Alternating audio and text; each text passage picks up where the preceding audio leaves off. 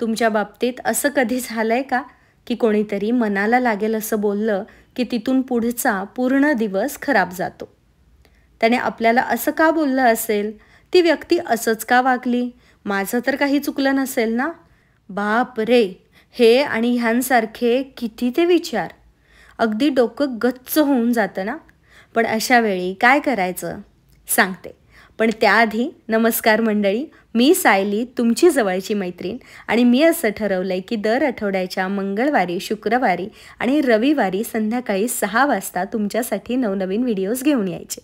त्यामुळे चॅनलला लगेचच सबस्क्राईब करा, त्याच्या शेजारचं बेल आयकॉनसुद्धा प्रेस करा. बरं, आता आपण येऊयात आपल्या मूळ मुद्द्याकडे. ज्या गोष्टींमुळे, लोकांमुळे मनशांती नष्ट होते ना, त्यांचा भावनिकदृष्ट्या त्याग करायचा. आता तुम्हाला असा प्रश्न पडला असेल की भावनिकदृष्ट्या त्याग म्हणजे काय? तर व्हिडिओमध्ये पुढे पुढे तुम्हाला ते समजेलच. सगळ्यात पहिली गोष्ट आपल्याला करायची आहे ती म्हणजे आपल्या मनःशांतीला सर्व काही मानायचं. आपलं सर्वस्व म्हणजे आपली मनःशांती. काही वेळेला काही लोकांना प्रत्यक्षात आपण सोडू शकत नाही, त्यांचा त्याग करू शकत नाही, आणि म्हणूनच आपण त्यांनी केलेल्या कृतीवर, बोललेल्या शब्दांवर येणाऱ्या भावनांचा त्याग करायचा. कोणीतरी अशी काहीतरी कृती केली ज्यामुळे आपल्याला त्रास होतोय, किंवा असं काहीतरी बोललं ज्यामुळे आपल्याला त्रास होतोय, त्या त्रासाचाच आपल्याला त्याग करायचा आहे. सर्वांसोबत राहून ना काही वेळेला आपल्याला सर्वांपासून अलिप्तही राहता यायला हवं आहे. तुम्हाला माहिती आहे, खूप शांत, आनंदी, समाधानी लोक आपल्या आजूबाजूला दिसतात आपल्याला, बरोबर? मग हे लोक इतके शांत, आनंदी, समाधानी असतात म्हणजे यांना कोणता त्रास नाही का? यांना त्रास देणारे लोक त्यांच्या आयुष्यात नाही आहेत का? तर असं नाही आहे. अगदी प्रत्येकालाच कोणत्या ना कोणत्या परिस्थितीला सामोरं जावंच लागत असतं, आणि अशा वेगवेगळ्या परिस्थितीमधून जात असताना मनःशांती नष्ट होण्याची शक्यता 100% असतेच. मग हे लोक काय करतात? ते स्वतःमधल्या एका गुणावर काम करतात, आणि ते म्हणजे सोडून देणं. सोडून देण्याचा गुण, ज्याला आपण लेट गो करणं म्हणतो, किंवा आपण असं म्हणूयात की भावनिक स्वतंत्रता. आपल्याला जितकं वर जायचं आहे तितकं आपल्याला हलकं व्हावं लागेल. जर आपण ओझं घेऊन बसलो तर वर उडणं अवघड होत राहील, आणि म्हणूनच ही भावनिक स्वतंत्रता खूप महत्त्वाची आहे. खूप छान वाक्य मला वाचायला मिळालं की तुमच्या दुखापतीच्या उगमाचा तुम्ही त्याग करता तेव्हा तुम्हाला अगदी आतून फुलत आल्याचा अनुभव येतो. म्हणजेच काय? तर आपल्याला फुलायचं असेल, टवटवीत राहायचं असेल, तर ज्या भावना त्रासदायक आहेत किंवा जिथून त्या निर्माण होतात, ज्यांच्यामुळे निर्माण होतात, त्यांचा त्याग करायचा. पण हे जर शक्य नसेल तर त्रासदायक भावनांचाच त्याग करायचा. न पाठवलेलं पत्र पुस्तक सध्या चालत आहे, त्यात किती स्पष्ट छान सांगितलं आहे की लोक आपल्याला दुखावतात ते त्यांच्या अजाणपणामुळे आणि अपरिपक्वतेमुळे, आणि तुम्ही स्वतःला दुखवून घेता ते तुमच्या अजाणपणामुळे आणि अपरिपक्वतेमुळे. मग आपल्याला समोरच्या व्यक्तीची अपरिपक्वता बदलायची आहे का स्वतःची? दुःख, त्रास, राग, चिडचिड या सगळ्याचा परिणाम कुठे ना कुठे आपल्याच तब्येतीवर होतोय. एखादी व्यक्ती एखादंच वाक्य आपल्याला लागेल असं बोलते, आणि त्यावर पुढे आपण कितीतरी तास, आठवडे, महिने, कदाचित वर्ष देखील विचार करत बसतो आणि स्वतःचा त्रास वाढवून घेतो. बऱ्याच गोष्टी आहेत ज्यातून आता आपण स्वतःला मोकळं करायला हवं. का आणि किती दिवस स्वतःला त्यात बांधून ठेवायचं?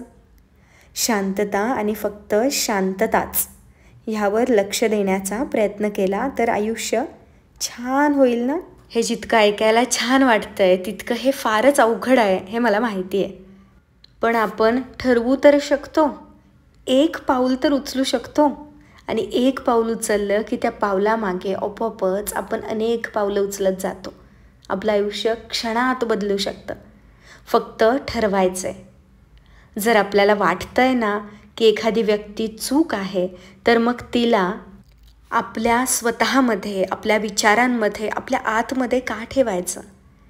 आपल्या मनात, आपल्या हृदयात फक्त त्यांनाच वास्तव करू द्यायचं जे आपल्या शांतीचा उगम बनतील, ना की ज्यांचा विचार केल्यामुळे आपल्याला त्रास होईल, आपली शांतता भंग होईल. आपल्याला शांत आणि सुंदर बनण्यासाठी इतकंच करायचं आहे की ज्या ज्या दुःखांना आपण मनामध्ये साठवून ठेवलं आहे, ज्या ज्या व्यक्तींनी काय काय आपल्याला बोललेलं आहे ते सगळं आपण साठवून ठेवलं आहे, ते सोडून द्यायचं. आणि हे सोडून देणं तुमच्यावरती डिपेंड आहे. तुम्ही ठरवलं तर तुम्ही सोडून देऊ शकता. मग तिथे हा प्रश्नच तयार होत नाही की घरामध्ये तुम्ही दोघेच असता का एकत्र कुटुंबात आहात, तुम्ही कुठे काम करता, तुमच्यावर किती जबाबदाऱ्या आहेत, तुमचं वय काय आहे, या सगळ्या गोष्टी काहीच मॅटर करत नाहीत. जर तुम्ही एखादी गोष्ट करायची ठरवली तर ती गोष्ट पूर्ण केल्याशिवाय मी राहणार नाही अशी जिद्द तुमच्या मनामध्ये असेल तर तुम्ही नक्कीच या गोष्टीवरही काम करू शकाल.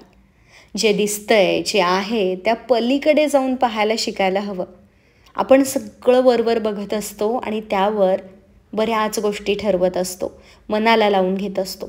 आणि म्हणूनच एखादी घटना घडते, त्याचं मूळ काय आहे, ती कशामुळे घडली, त्याचा शोध घ्यायला सुरुवात केली की सोडून देणं सहज होतं. करायला गेलं तर हे खूप सोपं आहे. पण जर विचारच करत बसलो की मी हे कसं करू शकेन, हे बोलणं सोपं आहे, हे सांगायला काय जातं आहे, करायला अवघड आहे, तर मग ते अवघडच आहे. बरं 100% नाही जमणार, 20% तर जमेल. 20% का होईना आपलं आयुष्य सोपं होईल, आपला त्रास कमी होईल.